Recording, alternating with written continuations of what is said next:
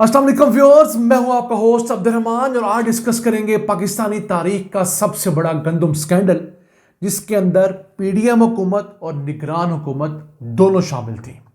और इस स्कैंडल के जरिए पाकिस्तान को 400 अरब रुपए से जायद का नुकसान हुआ है। यही वजह है कि आज गंदम पैदा करने वाला किसान मारा मारा फिर रहा है और जिन लोगों ने खरबों रुपए लूटे हैं वो रफू चक्कर हो चुके हैं। हुआ कुछ यूं कि पाकिस्तान में पिछले साल भी गंदम की बम्पर क्रॉप हुई। 2,75,00,000 टन गंदम पैदा हुई। वजीर आजम शहबाज शरीफ ने मुबारकबाद दी और बहुत बगलें बजाएगी, हम लोग भी खुश हुए। लेकिन कुछ अरसे बाद फ्लार मिल माफिया और इन लोगों ने शोर मचाना शुरू किया कि ये गंदम इंसानी इस्तेमाल के लिए तो काफ़ी है, लेकिन जो हमारी पोल्ट्री की नीड्स हैं और कुछ दूसरी इंडस्ट्री की ज़रूरियात हैं उसके लिए हमें गंदम इंपोर्ट करनी पड़ेगी।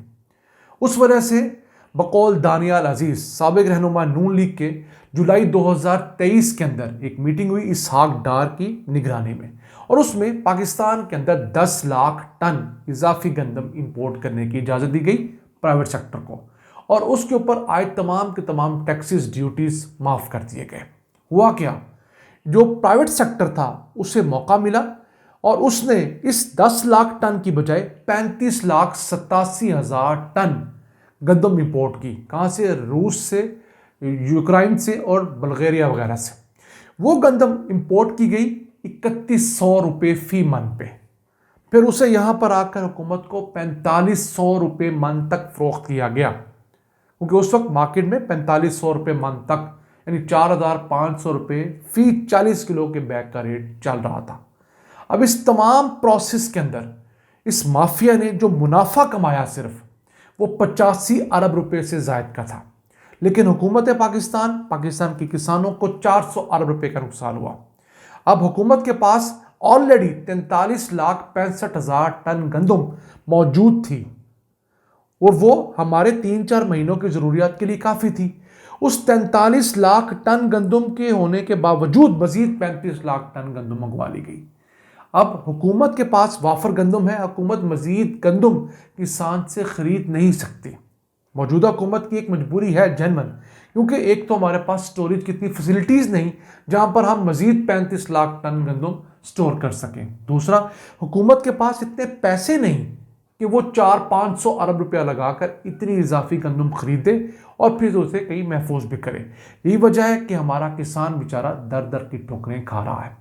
तो इस इजाफी गंदम की खरीदारी की वजह से हुकूमत अब किसान से 300 अरब रुपए की गंदम खरीद नहीं कर पाएगी, जिसका शोर पड़ा हुआ है। फिर इसके पैरेलल जो हुकूमत ने गंदम खरीदी हुई है महंगे दामों, पिछले साल 3,900 रुपये मन उस पर कॉस्ट आ चुकी है।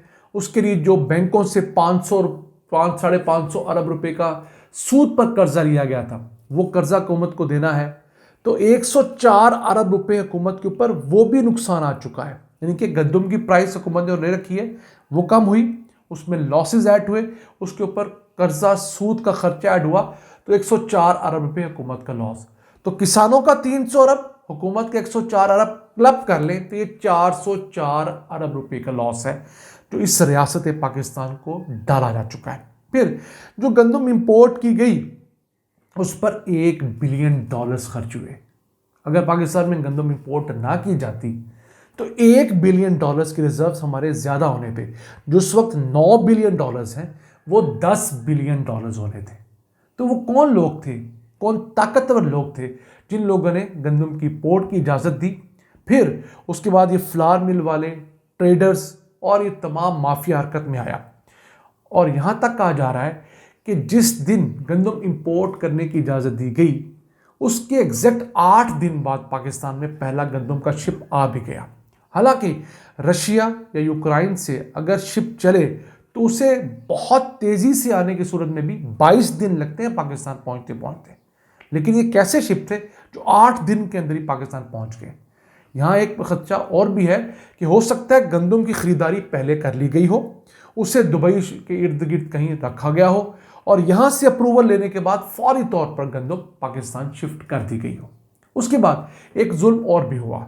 ये गंदम 28 फरवरी 2024 तक लाने की इजाज़त दी गई थी, लेकिन आप हैरान होंगे ये गंदम 31 मार्च 2024 तक पाकिस्तान लाई जाती रही, यानी मौजूदा पीडीएम हुकूमत के दौर में भी गंदम के कंटेनर्स पाकिस्तान आते रहे और कुल मिलाकर 71 कार्गो शिप्स के जरिए ये गंदम पाकिस्तान लाई गई।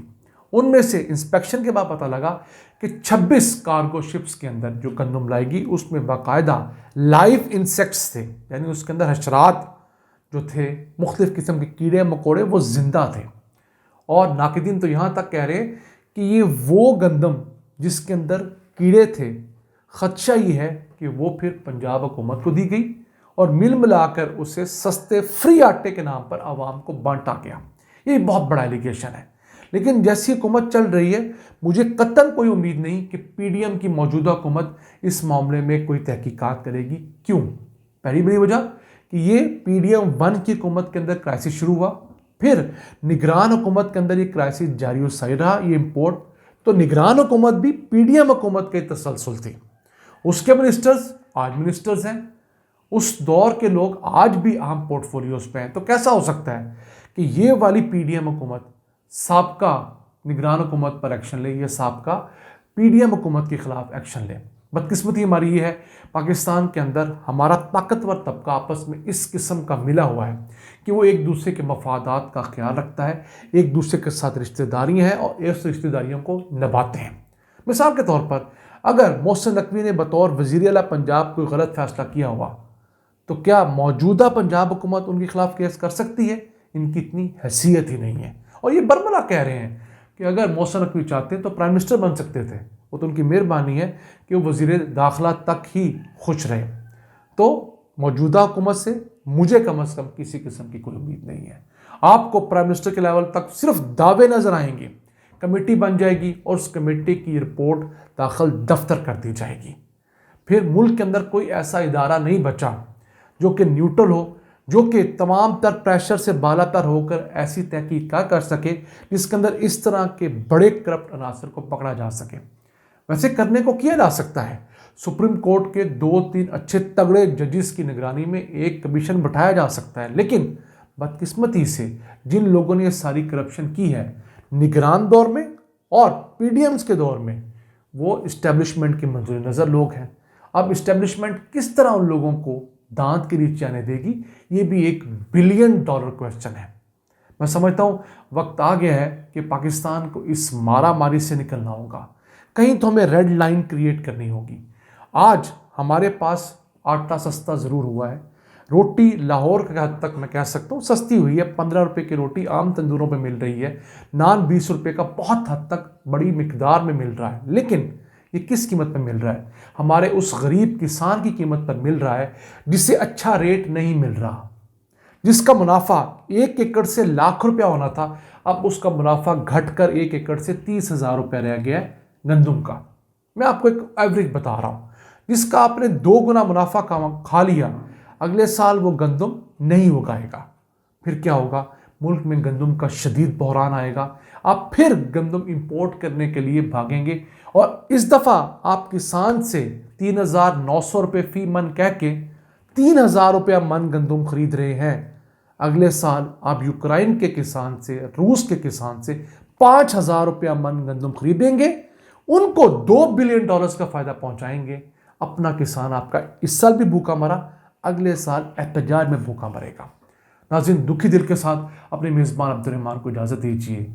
अल्लाह के बाद।